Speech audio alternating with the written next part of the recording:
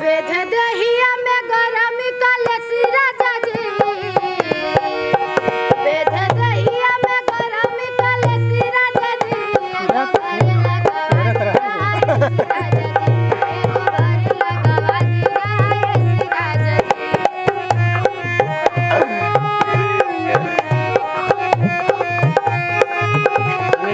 क्या जाता है करीबा के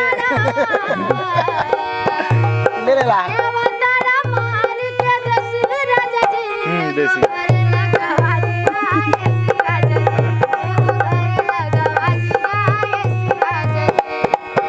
देसी कमल रहल छोटी वाला देसी वाले